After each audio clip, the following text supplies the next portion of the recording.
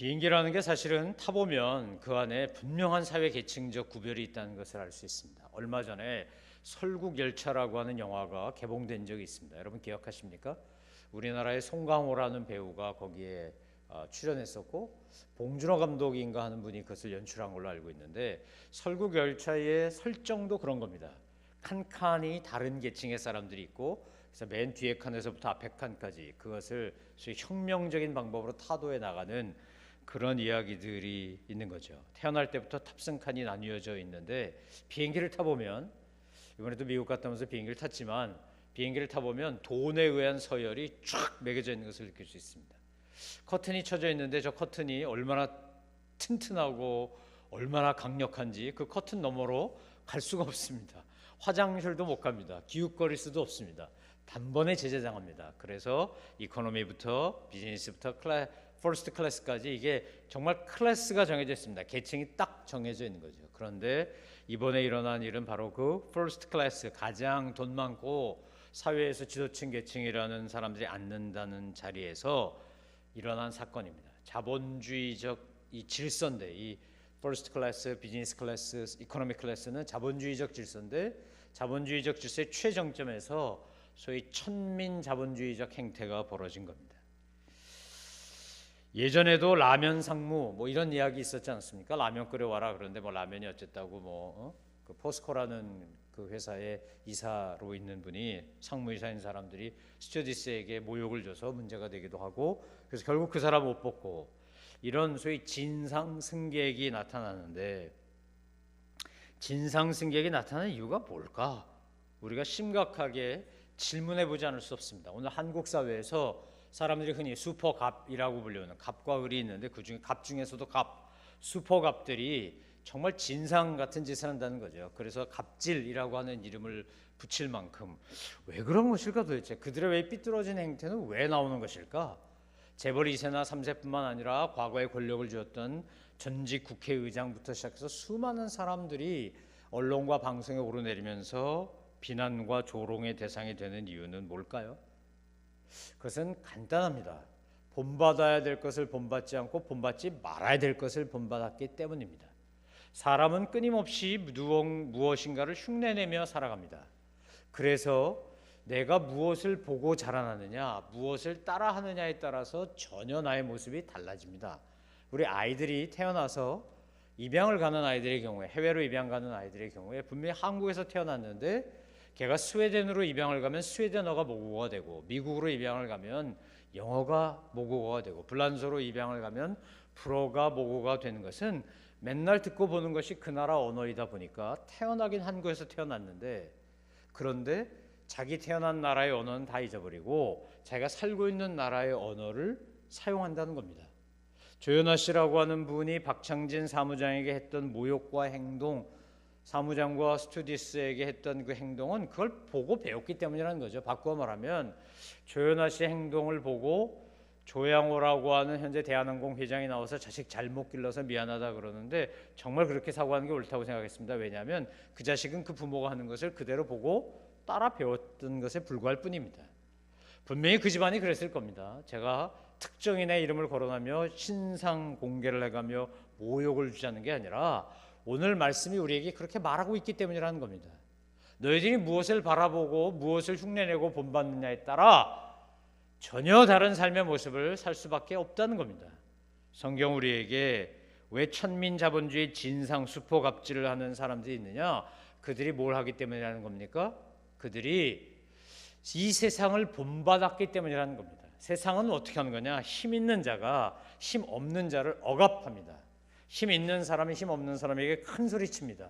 그것이 권력이 됐건 돈이 됐건 지식이 됐건 명예가 됐건 무엇이 되었든지 간에 하나님 나라에는 그런 법이 없는데, 세상 법에는 언제나 파워를 가진, 슈퍼 파워를 가진 사람들이 약자들을 지배하고 다스리는 겁니다.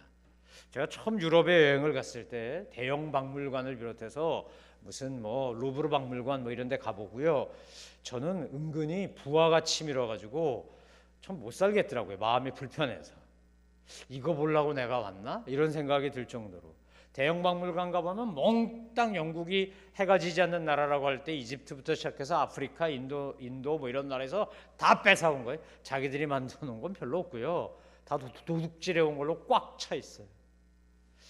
샹젤리제 거리라고 개선문 보이는 그 한복판 가는 그곳에 이렇게 라운드로 되어 있는, 서클로 되어 있는 곳에 서 있는 오벨리스크도 나폴레옹이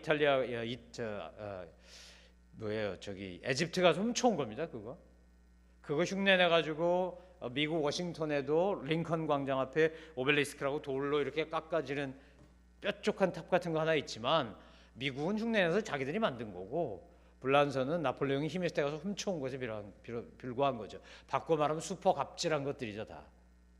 제가 그걸 보고 이걸 문화라고 자기들이 자랑하면서 내세울 수 있는 거냐 정말. 여러분 왜 그럴까요? 영국이 그랬고 그 이전에 스페인이 그랬고 그 전에 네덜란드가 그랬고, 힘 있는 자들이 힘으로 가서 힘 없는 자들 거 뺏어다가 자기 나라에 갖다 놓고 이거 내 거야 못 돌려줘. 그러면 통했으니까요. 세상은 그랬다는 겁니다. 조 회장이 와서 사과하고 조 부사장이 사과하는데 사과의 진정성이 느껴지지 않는 것은 그들의 속사람이 변한 것 같지 않기 때문이라는 의심이 있어서 그렇습니다. 오만불손하고 아나무인격인 그들의 속사람이 과연 바뀌었을까? 그 바뀌었을 거라고 하는 것에 대한 믿음이 없기 때문에 그렇습니다. 여러분 세상은 지금 조연아 씨한테 돌을 던지고 손가락질하고 비아냥거릴 뿐만 아니라, 잘 들으시기 바랍니다, 예수 믿는 우리들을 향해서도 똑같이 비아냥거리고 손가락질하고 의심한다는 겁니다. 저 사람들 교회 다니는데, 성경책 끼고 교회 가는데 저 사람이 교회 가서 하는 말과 세상에 나와서 하는 말이 다르고 교회에서 하는 행동과 세상에 나와서 하는 행동이 다른데 저 사람 말을 믿어도 될까? 세상이 오늘 우리에게 그렇게 의심하고 있다는 거죠. 자, 로마서 12장 1절과 2절을 함께 이어서 한번 읽어보겠습니다. 로마서 12장 1절, 여러분 성경책을 펴시고 로마서 12장 1절과 2절을 연결해서 읽어보겠습니다. 자, 스크린에 보여주실 수 있으면 1, 2절을 다 보여주시면 좋겠고요. 자, 같이 보겠습니다. 시작. 그러므로 형제들이여, 내가 하나님의 자비하심으로 여러분에게 권합니다. 여러분의 몸을 하나님이 기쁘시는 거룩한 산 제물로 드리십시오. 이것이 여러분이 드릴 영적 예배입니다. 2절, 여러분은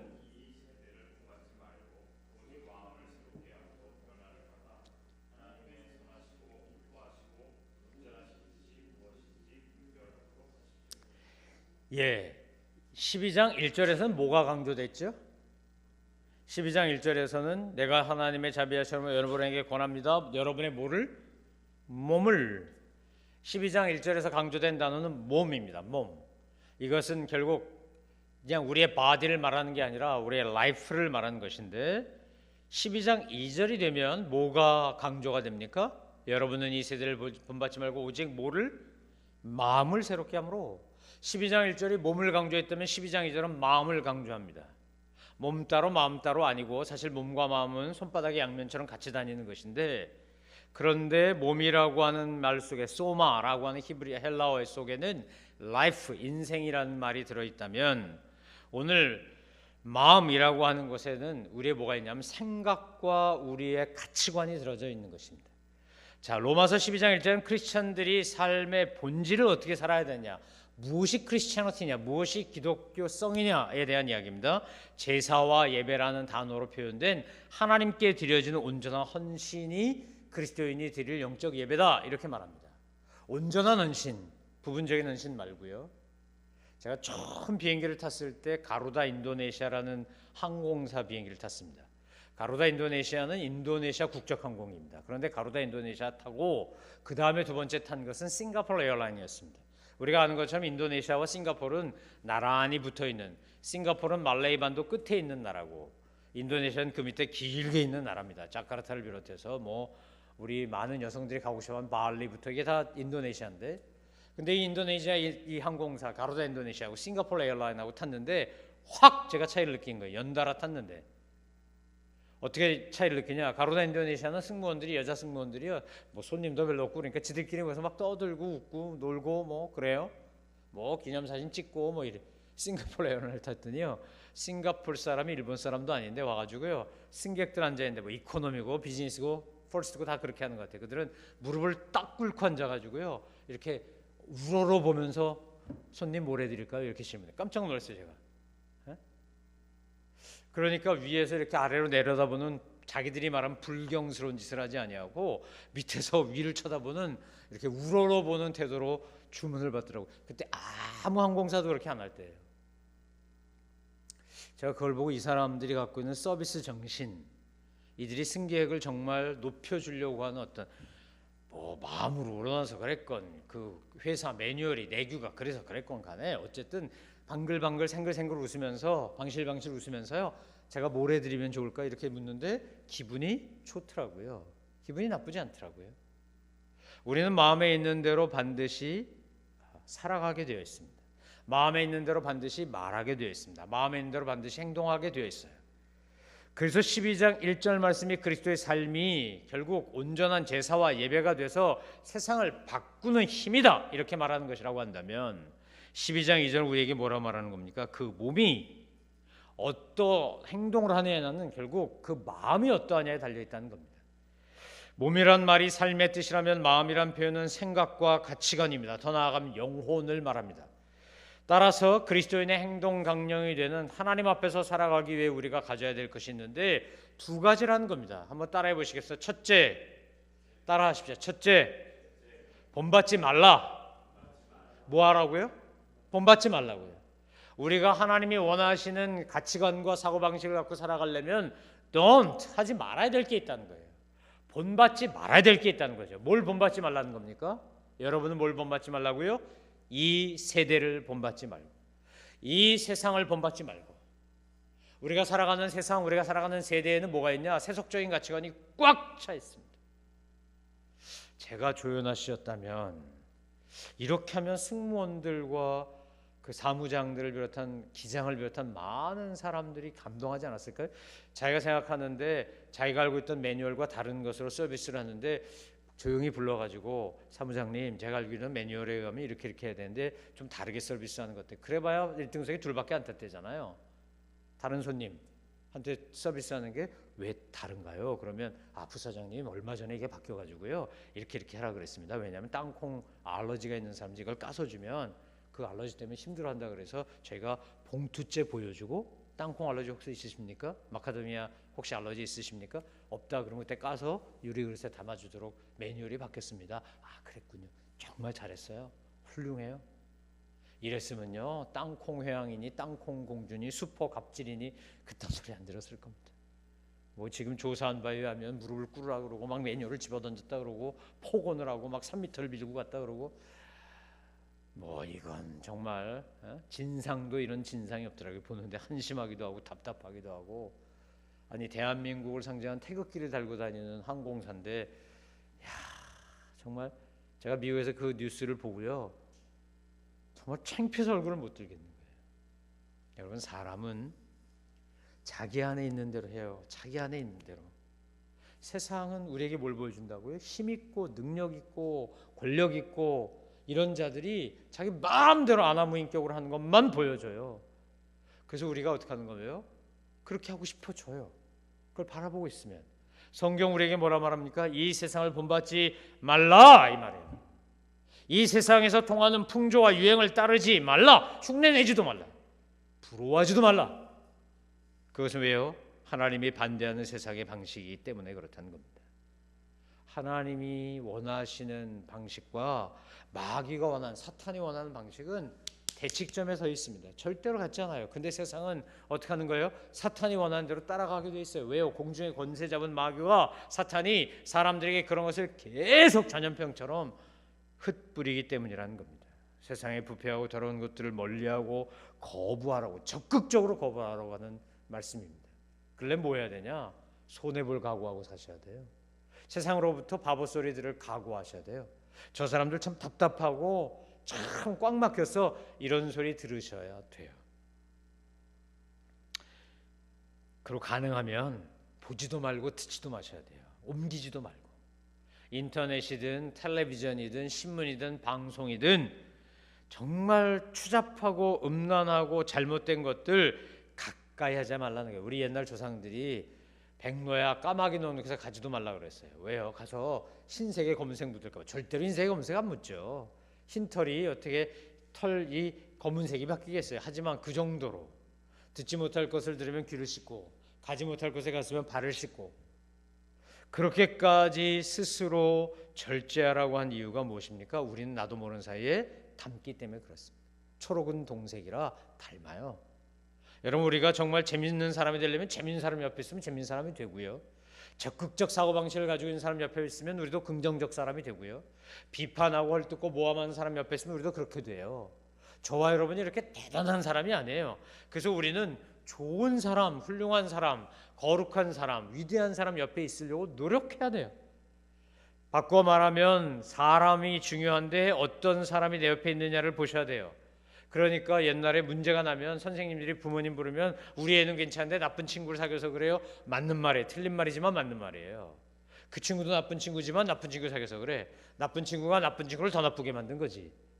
우리가 정말 하나님 앞에서 좋은 믿음의 친구를 사귀고 믿음의 사람들과 교제하기를 힘써야 되는 이유가 거기에 있어요. 왜요? 나는 반드시 영향을 받고 영향을 주기 때문에 그렇습니다. 오늘 여러분 주변 사람들 한번 돌아보십시오. 여러분에게 거룩하고 좋은 영적 영향을 끼치는 사람들이 여러분 옆에 있는지 아니면 여러분에게 악영향을 끼치는 사람들이 있는지. 나이가 이제 50이 넘어가면 남은 날을 계수하기 시작합니다. 젊어서는 그러지 않았는데 중년 이후가 되면요, 나 앞으로 얼마나 살까? 살아온 날만큼만 살아갈 수 있을까? 살아온 날만큼만 살아도 110세인데 그만큼 못 살 것 같아요. 앞으로 살아갈 날이 살아온 날보다 적은 것 같아요. 그럼 어떻게 되냐? 정말 좋은 의미의 이기적인 선택을 합니다. 좋은 의미. 나쁜 사람, 힘든 사람 가까이 하고 싶지 않아요. 좋은 사람들 만나고 살기도 바빠. 뭐 와서 계속 긁어대고 힘들게 하는 사람, 오케이, 당신은 그냥 그렇게 살아라. 난 그렇게 살고 싶지 않다. 정말 나에게 선한 영향을 주는 사람들과 함께 그렇게 교제하고 싶어요. 여러분 만나서 뒷담화하고 욕보고 흉보는 사람 있으면 멀리 하셔야 돼요. 왜요? 그 사람이 여러분 얘기를 누군가에 가서 또 뒷담화할 거예요. 그러니까 오늘 말씀처럼 고린도서 15장 33절의 말씀처럼 속지 말라. 악한 동무들은 선한 행실을 더럽히나니 라고 되어 있는 것처럼 악한 이들을 멀리 하셔야 돼요. 어떤 사람을 가까이 하셔야 된다고요? 나에게 거룩하고 좋은 영향을 끼치는 사람을 하셔야 돼요. 여러분, 사람이 인사가 만사라고 옛날에 어느 대통령이 그랬는데 정말 맞는 말이에요. 어떤 사람을 만나냐에 따라 전혀 달라진 거죠. 왜 맹모 3천을 했습니까? 맹자 어머니가 왜 3번씩 이사 다녔어요?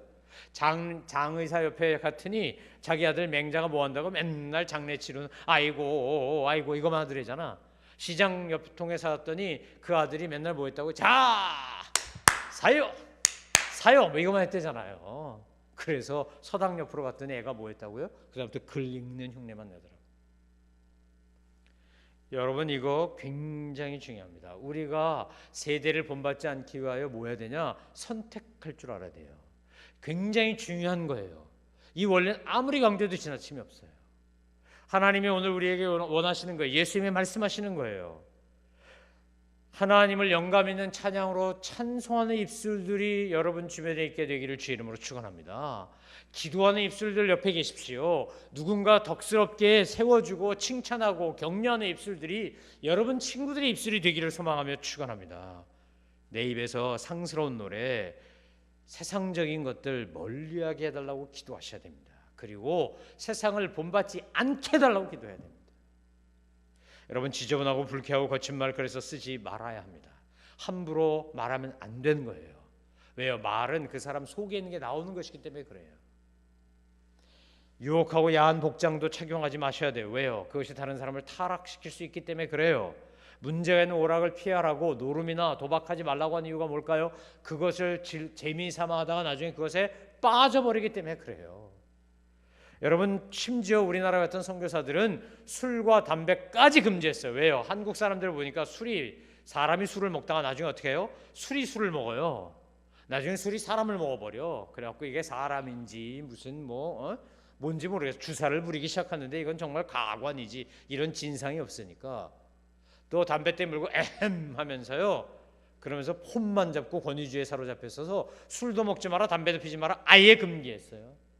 술 먹는다고 담배 핀다고 경건하지 않다? 이거 절대 아니에요. 그런데 경건하고자 하면 술과 담배 멀리할 수밖에 없어요. 도박과 노름 멀리할 수밖에 없어요. 가족들끼리 모여갖고 친교를 도모하기 위해서 고돌이 한판 친다고 폭 한 판 한다고 무슨 큰일 나는 거 아니지만 모여갖고 함께 예배드리고 찬양하고 그거보다 훨씬 못한 거 사실이에요. 여러분, 세상에서 살면서 하나님의 뜻대로 산다는 거 참 어렵습니다. 하지만 분명한 건 뭐죠? 우리가 고민과 갈등 속에서도 우리는 뭐 해야 된다고요? 세상을 본받지 않아야 한다는 거예요. 마음을 새롭게 해야 한다는 거예요. 우리가 세상을 본받는 순간 어떻게 되는 겁니까? 우린 타락할 수밖에 없습니다. 전 유대인들을 보면 대단하다는 생각이 드는데 유대인들이요 참 핍박과 환난을 많이 겪은 민족입니다. 아마 그렇게 핍박과 환난을 많이 겪은 민족이 또 있을까 싶습니다. 예수님을 거절했다는 이유 때문에 히틀러나 무솔리니에게 얼마나 많이 죽었습니까? 게토라고 불리우던 곳에 정말 말도 안 되는 곳에 가 있었습니다. 그런데 희한한 건요, 무솔리니가 이태리에서 권력을 잡고 독일에서 히틀러가 권력을 잡고 게토에 집어넣었을 때 유태인들이 할 수 있는 일은 딱 한 가지였습니다. 쓰레기 더미 위에서 넉마를 줍는 일이었어요. 그래서 유럽 사람들이 말합니다. 유럽의 모든 도시를 깨끗하게 청소한 것은 청소부가 아니라 유태인이었다고. 먹고 살 일이 그거밖에 없기 때문에 그들이 열심히 가서 쓰레기를 주워옵니다. 그리고 거기서 재활용을 해가지고 그래갖고 그걸 되팔았어요. 중고시장에, 벼룩시장에. 그러면서 유태인들이 뭐가 발달한 거예요? 저절로 상술이 발달한 거죠. 생존 능력이 발달한 거죠. 2000년이 없이 나라 없이 살다가 그러다가 2000년대 그들이 착 나라를 세울 수 있었던 건 뭘까요? 아무리 핍박을 해도 아무리 멸시를 해도 아무리 천대를 해도 그 풍조에 상관없이 자기들 안에 있는 유대인이라고 하는 자긍심과 유대교 율법을 지켰기 때문이라는 거죠. 여러분, 세상 문화, 이방 문화 속에서도 그들은 고유의 문화와 언어와 종교적 전통을 고수합니다. 그것이 이루어진 것이 가정이었어요. 이게 참 놀라운 일이에요. 회당도 없고 성전도 없었는데도 불구하고 가정에서 그대로 지킵니다. 제가 캐나다 살 때도 보면 자기들의 명절이 되면 애를 학교를 아예 안 보내요. 공립학교를 다니는데 학교를 안 보내. 그래서 유태인들이 많은 학교는요, 공립학교가 유태인 명절이 되면 애들이 안 와서 선생님이 놀 수밖에 없어. 개근상 못 받아도 좋다는 거예요. 상관없다는 거지. 우리는 우리의 전통을 지켜야 된다는 거예요. 그 전통을 지켰기 때문에 2000년 동안 유지됐으니까. 여러분, 오늘 우리가 세상에서요, 제가 한국 돌아와서 정말 세상 말로 미치고 팔짝 뛰겠다고 싶은 게 뭐냐면 혜린이를 키우면서 겪는 이 사교육 전쟁이에요. 사교육 전쟁. 아무데도 안 보내거든요. 학원 안 보낸단 말이죠. 집에서 붙잡고 가르치는데 혜린이 친구 엄마들이 이해를 못해요. 첫째, 저러다 애 바보 만들려고 그러냐고. 바보 안 만들어요, 절대. 바보 만들고 싶은 부모가 어디 있겠어요. 이 미친 사교육에 집어넣고 싶지 않아서 그런 거지. 그리고 아이는 엄마와 아빠가 키우는 거지 학원 선생이나 학교 선생이 키우는 거 아니에요. 애는 가정교육에서 사람이 만들어지는 거지 교회 학교나 학교 교육으로 되는 거 아니에요. 학교나 교회가 영향을 주는 거 사실이지만 그것은 제가 볼 때 10%도 안 돼. 90% 이상은 다 가정에서 영향 주는 거예요. 애들은 부모 하는 걸 그대로 따라 배우기 때문에 그래요. 요한일서 2장 15절로 17절은 우리가 세상을 본받으면 실피자가 될 수밖에 없다는 걸 이렇게 강조합니다. 여러분은 세상이나 세상에 있는 것들을 사랑하지 마십시오. 세상을 사랑하는 사람들에게는 그 안에 아버지의 사랑이 없습니다. 세상에 있는 모든 것 곧 육신의 욕망과 눈의 욕망과 살림살이 자랑거리는 아버지께로부터 나온 것이 아니니 세상으로부터 나온 것이기 때문입니다. 이 세상은 사라지고 이 세상의 욕망도 사라지지만 하나님의 뜻을 행하는 사람은 영원히 남습니다. 여러분, 성경 우리에게 분명히 말해요. 뭐 한다고요? 세상은 분명히 썩어 없어진다고요.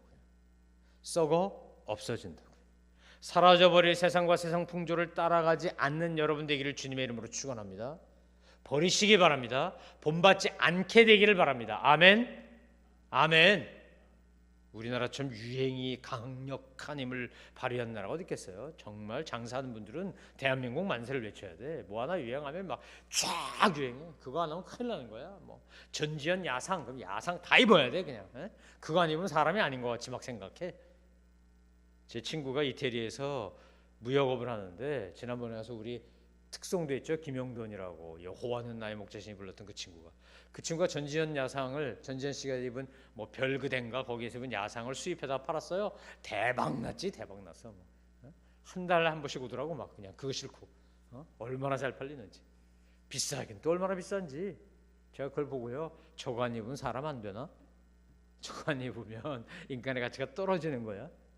여러분, 내 안에요, 자존감이 약할수록, 자신감이 없을수록 껍데기로 나를 치장하려고 그래요. 그리고 그것으로 나를 드러내려고 그래요. 내 가치를 인정받으려고 그래요. 그런 참 불쌍하고 어리석은 사람들 되지 않게 되기를 바랍니다. 아멘.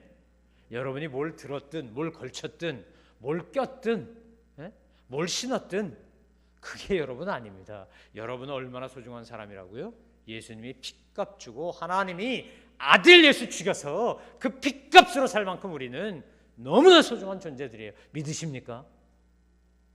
아니, 왕자가 입으면 왕자 옷이지, 거지가 입으면 거지 옷이고, 거지가 아무리 왕자 옷을 입어도 그건 거지 옷이고요, 왕자가 거지 옷을 입어도 그건 왕자 옷이에요. 하나님께서 오늘 저와 여러분에게 뭐라고 말합니까? 세상을 본받지 말라라고 말합니다. 세상을 본받지 말라. 이 세대를 본받지 말라. 아멘. 아멘. 본받지 않으신 여러분 되기를 주의 이름으로 축원합니다. 명품백 나도 누가 들었으니까 나도 들어야지. 명품백 살 돈 있으면 그걸로 구제하고 봉사하세요 차라리. 그리고 차라리 짝퉁 사. 그냥 짝퉁. 명품 같은 짝퉁이 얼마나 많아 우리나라. 야, 실력도 좋아. 그 10분의 1, 100분의 1밖에 안 한다며 값어치가. 그 가격이. 값어치는 뭐 이놈이나 저놈이나 뭐가 다르겠어. 그런데 주님이 우리에게 분명히 하지 말라라고 하면서 동시에 본받지 말라고만 하냐? 하라는 게 있어요. 자, 보겠습니다. 2절 둘째 줄부터 있습니다. 오직 시작. 오직 마음을 새롭게 함으로 변화를 받아 하나님이 선하시고 기뻐하시고 온전하신 뜻이 무엇인지 분별하도록 하십시오. 할 게 있다는 게 뭐예요? 변화받아 하나님 뜻을 분별하라. 너희가 마음의 변화를 받아 새롭게 해라. 변화받아라. 그리고 하나님의 뜻을 분별하라. 우리가 적극적으로 할 일은 변화받는 일, 하나님의 뜻을 분별하는 일입니다. 사도 바울은 내적 변화와 외적 변화가 근본적으로 우선적임을 강조합니다. 이것은 동시에 이루어진다는 거예요. 겉사람의 변화는 속사람이 변화되면 반드시 변화되게 되어 있습니다. 내 안에 있는 것이 겉으로 드러나게 되어 있어요. 겉사람의 변화를 추구하려면 속사람이 변해야 된다는 거죠. 바꿔 말하면 예수 그리스도가 내 안에 계셔야 내 속사람이 바뀌어요. 내 속사람이 바뀌지 않는데 어떻게 겉사람이 바뀌겠습니까? 따라서 우리는 오직 마음을 새롭게 하여 변화를 받는데 예수 그리스도가 내 안에 계심으로 말미암아 내가 be transformed by the renewing of your mind. 너의 마음이 예수 그리스도로 인하여 reforming, 다시 바뀌어야 된다는 거예요. transforming, 바뀌어야 된다는 거죠. 여러분, 예수 믿으면 껍데기는 똑같은데 속 사람이 바뀐 거예요. 관점이 달라져요. 세상을 보는 눈이 달라져요. 이 헬라어 동사는 현재 수동태 명령형이에요. 좀 어렵죠? 현재 수동태 명령형. 계속해서 성령님께서 행하시는 변화를 받아라, 이런 뜻이에요. 계속해서 성령님이, 내가 하는 게 아니고 성령님이 해요. 수동태예요. 능동태 아니고. 그런데 현재형이에요. 계속이야, 계속. 늘 변화받아야 돼. 한번 변화받고 끝나는 거 아니고요. 성령께서 우리의 마음과 생활 속에서 활동하실 수 있도록 내가 오픈하고 주여 오시옵소서, 주 예수의 오시옵소서, 성령님 오시옵소서, 그리고 내가 적극 협조하는 거예요. 그럴 때 우리가 마음이 변화되고 하나님이 기뻐하시고 온전하신 뜻이 무엇인지 분별할 수 있다는 겁니다. 제가 다음 주에 한번 보여드릴 건데 엄마라고 불러도 돼요? 라고 하는, 여러분 이미 많이 보셨을 거예요. 미국의 한 20살인가 21살 난 젊은 처녀가 고등학교 때 우간다 가서 봉사하다가 주님이요 그 마음에 감동을 줘가지고 거기 가서 고아들의 엄마가 돼서 21살인가 2살밖에 안 됐는데 제가 그 영상을 보고 많이 울었어요. 이야, 참 대단하다. 세상엔 대단한 사람이 참 너무 많은 것 같아. 그거에 비하면 우리 너무 시시하게 사는 것 같아요. 여러분 그래도 생각 안 듭니까? 똑같은 인생을 한번 사는데 나는 이렇게 비리비리하게 살지 저 사람도 저렇게 멋있게 사는데, 양정숙, 김세진 얼마나 대단해. 로봇다리 수영선수, 그 수영선수를 이렇게 세운 그 나는 나쁜 엄마입니다라고 외쳐대는 양정숙 집사, 야, 참 대단하잖아요. 집까지 팔아가면 애들 뒷바라지했대잖아. 누군 집에 목숨을 거는데 내 평생에서 온 이것뿐 홈 마이 홈 하나 만드는 거 뭐 이런 거 기르고 사는데 이 사람은 있는 집을 팔아가지고 애한테 그것도 자기가 낳아서 배 아파 난 자식도 아닌데 애를 이렇게 세우는 게 소원이라고. 높은 신발을 신기겠다.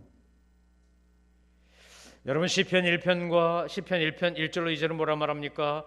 마음의 변화를 받은 복 있는 사람은 악인의 길을 좇지 아니하며 죄인의 길에 서지 아니하며 오만한 자리에 자리에 앉지 아니하며. 여러분 복 있는 사람은요 안 하는 게 분명해요. 하는 것도 분명해요. 주야로 여호와의 율법을 묵상하는 자로다. 하나님의 말씀을 주야로 늘 묵상해. 여러분 우리가 살아갔는데 육적으로 살 수 있고 영적으로 살 수 있어요. 이 선택은 누가 하냐? 여러분이 하는 거예요.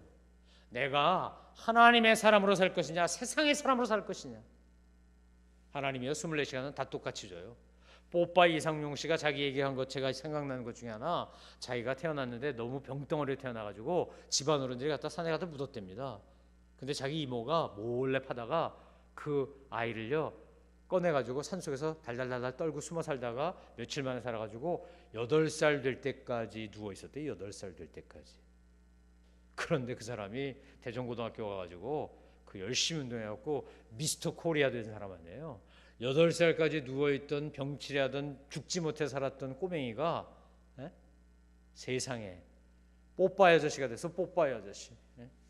우정의 무대 하던, 우정의 무대 한참 진행할 때 대통령 그 권력층에서 그 국회의원 선거 나오라 그랬더니 국회의원 선거 안 나왔다고 데려가서 신나게 두드려 맞고 모든 거 다 뺏기고 우정의 무대 중단되고, 그리고 자기는 아주 나쁜 인간으로 세상에서 그렇게 됐는데 세월 지나니까 하나님이 그거 다 풀어주시더라는 거예요. 여러분 복 있는 사람으로 사느냐 복 없는 사람으로 사느냐, 내가 태어났는데 비리비리하고 이건 내 선천적 문제야, 내 연약함이야, 아무 상관없어요. 중요한 건 우리가 마음을 새롭게 하고 하나님의 기뻐하시고 온전하신 뜻을 분별하고 그것을 닮아가려고 하는 거죠. 따라가려고 하는 거죠. 아니 김세진이라는 친구는 손가락 2개, 오른발 왼발 다 없는, 오른쪽 다리는 허벅지까지도 밖에 없고 왼쪽 다리는 발목까지 밖에 없고, 근데 그 친구가 그렇게 4살 때부터 수술하고 그러더니 지금은 15살에 전액장학금 받고 성균관대학 입학했다며요. 자기 40살이 되면 IOC 위원이 돼가지고 전 세계에 있는 사람들에게 찾아가서 스포츠를 통해서 그들에게 소망을 주는 사람이 되겠다고. 여러분 멋있지 않습니까? 그렇게 살아보고 싶지 않습니까? 우리 그렇게 한번 살아보면 진짜 재밌을 것 같지 않습니까? 아니 하나님이 모든 사람에게 똑같이 줬는데, 뽀빠이 이상용 아저씨 한 말 중에 제가 가슴에 남는 이 말은요 24시간은 모든 사람에게 똑같이 줬더라는 거예요. 365일은 똑같이 줬더래요. 자기나 다른 사람이나. 그래서 자기가 평등하신 하나님을 외치면서 그렇게 열심히 했다는 거예요. 여러분 데살로니가 전서 5장 16절로 18절로 우리에게 하나님의 뜻이 뭔지 분명히 말해줍니다. 항상 기뻐하라, 쉬지 말고 기도하라, 범사에 감사하라, 이는 그리스도 예수 안에서 너희를 향하신 하나님의 뜻이니라. 미가서 6장 6절로 8절은 뭐라고 말합니까? 내가 무엇을 가지고 여호와 앞에 나아가며 높으신 하나님 앞에 경배할까? 내가 번제된 1년 된 송아지를 가지고 그 앞에 나아갈까? 여호와께서 천천의 수양과 만만의 강수 같은 기름을 기뻐하실까? 내 허물을 인하여 내 바다들을, 내 영혼의 죄를 위하여 내 몸의 열매를 드릴까? 사람아, 하나님이 선한 것이 무엇인지 내게 보이셨나니 여호와께서 내게 구하신 것은 오직 공의를 행하며 인자를 사랑하며 겸손히 내 하나님과 함께 행하는 것이 아니냐. 여러분 성경을 펴면 데살로니가 전서 5장이나 미가서 6장이나 우리가 해석할 필요가 없이 이것이 하나님의 뜻이다 이러고 말씀하고 있는 게 얼마나 많습니까? 사랑하는 성도 여러분, 아직 하나님의 뜻이 모르겠다면 오늘 이 말씀 붙잡고 사시기 바랍니다. 미가서 6장 말씀, 데살로니가 5장 말씀, 이게 하나님의 뜻이에요. 성경에는 하나님의 뜻으로 가득 차 있습니다. 그래서 설교 중에 선포되는 하나님의 말씀을 들으셔야 되고, 성경을 읽으셔야 되고, 성경을 필사하셔야 되고, 성경을 가슴에 새기셔야 되고, 말씀을 주야로 묵상하면 우리의 마음이 새롭게 변화가 되고, 더 나아가서 말씀이 살아 움직이면서 성령님이 내 안에서 역사하고, 매 순간마다 우리는 하나님의 뜻을 구하게 되고, 예수님처럼 기도할 때 겟세마네 동산에서 기도하신 것처럼 내 뜻대로 마옵시고 아버지 뜻대로 하옵소서, 이런 기도가 우리도 나오게 된다는 것입니다. 사랑하는 성도 여러분, 바닷물을 썩지 않게 하는 것은 3%의 염분이라고 말하지 않습니까? 오늘 저와 여러분이 이 시대를 갱신시키고 부흥시키는 그 3%, 그 남은 자가 되기를 주님의 이름으로 축원합니다. 본받지 말아야 될 것을 본받지 마십시오. 변화를 받아야 될 것을 변화를 받으십시오. 아멘. 그리고 하나님의 뜻을 분별하며 주님을 날마다 닮아가는 저와 여러분 되시기를 주님의 이름으로 축원합니다.